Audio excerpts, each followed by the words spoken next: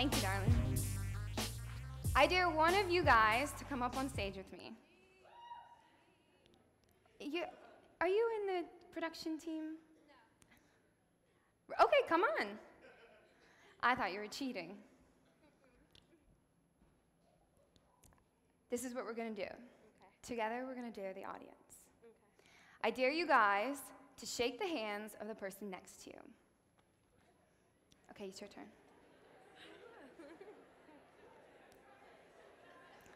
Give them a dare.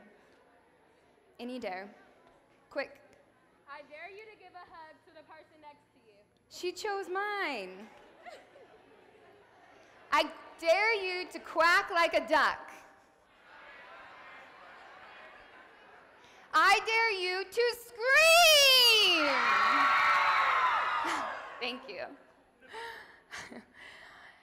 Okay, you can sit down. That was awesome. Thank you so much. So dare is a funny thing. Dare is a funny thing because it actually takes us out of our comfort zone, but yet makes us,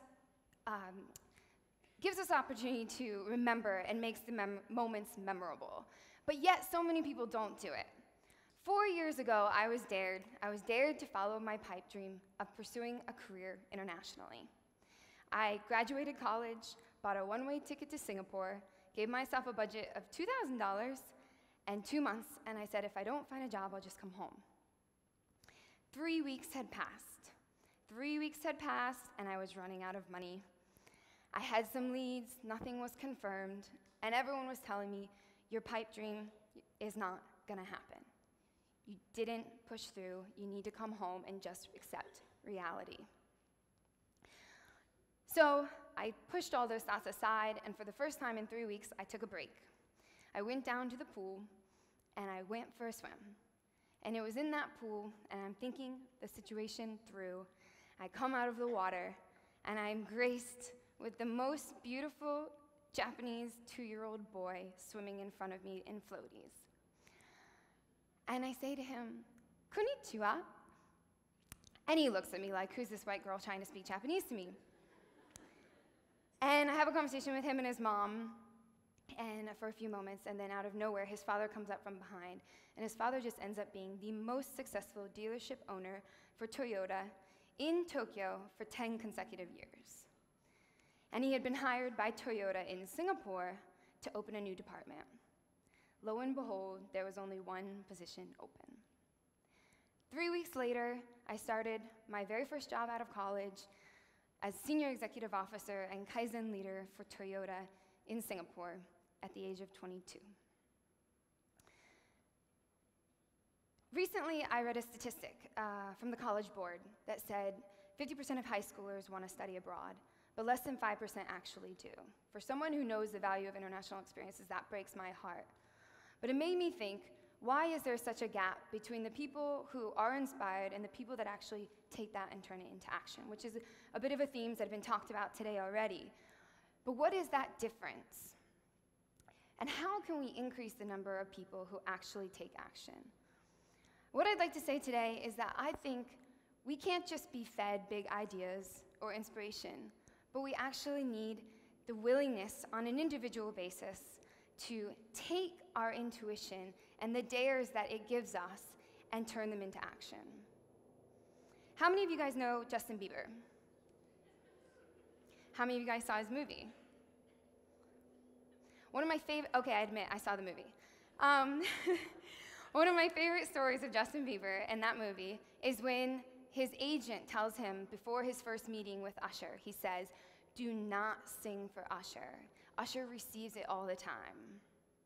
So what did Justin do? The moment they walked into the room with Usher, he belted out singing. I don't need to tell you what happened after that. What if, however, Justin had thought, what if Usher doesn't respond? What if this ruins all my chances with Usher? Or what if he had thought, what if my agent fires me? But he didn't. He just let go. He was just there in that moment, and he just sang. So how do we increase these actions, these people that when they want to do something and their intuition tells them to do something, do it? You just let go. You let go of all of your expectation, what may happen, what may not happen, what has happened in the past, or what's supposed to happen in the future, and you just be. Because every moment you're in that moment and you're just yourself, you're pure, and you're giving yourself permission instead of waiting for someone else to give it to you. When I was in Singapore and 3 weeks had passed, I was doing everything everyone expected me to do. I was doing everything that was protocol in order to get a job, yet still, I wasn't getting a job. And it was when I let go, and when I took a break, and when I freed myself of all of those concerns, that I was more aware, more in tune to the opportunities that were around me. And I was so open to say hello to a little Japanese boy that just absolutely stole my heart. And that was my opportunity, my moment in time, to create my own opportunity instead of waiting for someone else to create it for me. With that said, I'm not saying you will be successful in every dare that you accept from your intuition. And I'm not saying how to be successful. What I'm saying is to try it again, and make it a habit to try over and over. It is through these tries and through these successes and these failures that over time build a portfolio. They build a portfolio of your transformative experiences. They build a portfolio of your life and your life's tapestry and all the ups and downs of the weaves in between. I want to tell a quick story about my very first business trip in Singapore, from Singapore. It was to Taiwan. And I had been with the company for 3 months, and it was the very first day of the trip, and we went to a lunch. And we sat down at the lunch, and it was a busy restaurant with a lot of noise and Taiwanese businessmen coming through. And we sat down, and my Taiwanese counterpart said to me, "Hilary-san, do you take fish?" And I said, "Yes, I take fish." And so a few minutes passed by, and then suddenly the platter comes to the table. And it's literally a fish from the skin to the tail to the eyeball. And he says, "Hilary-san, you must eat the eyeball. The eyeball is good for the women's skin." So I smiled, and I took my spoon, and I scooped the eyeball from the socket, held back my head, and dropped it down my throat and swallowed it whole. You see, 2 years earlier, I had been faced with the same situation while studying abroad in Japan. But this time, when the dare arose, it wasn't a dare anymore. I was prepared, I was ready, and able to reap the rewards without the success, or the risk.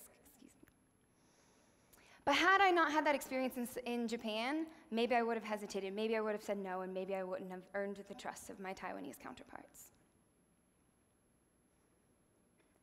The universe is constantly daring you. There's opportunities everywhere. And our intuition is actually such a raw impetus for us to make things happen, to create our own opportunity. But the key is, and this is the hard part, is that it's up to us. It's up to us to take that opportunity and see it and do something with it. And practice it and create that mindset and cycle so that you're ready for your moment in time. No one can tell you what's going to bring success in your life or the path to it. The trick is how to navigate it so that you can make your own moments in time.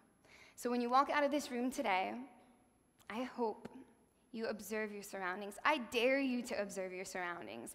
I dare you to listen. And when you feel a tug in your heart, a pull that you can't even describe, and you can't even try to describe because if you did, no one would understand, you follow it. You follow it and you let it pull you, because the more you pull against it, the more you pull that rope, it's just going to pull you back. But the more you let it follow you, the more the rope loosens and the bigger your heart becomes. At least if you try, you might as well have better skin trying while you're at it. Thank you.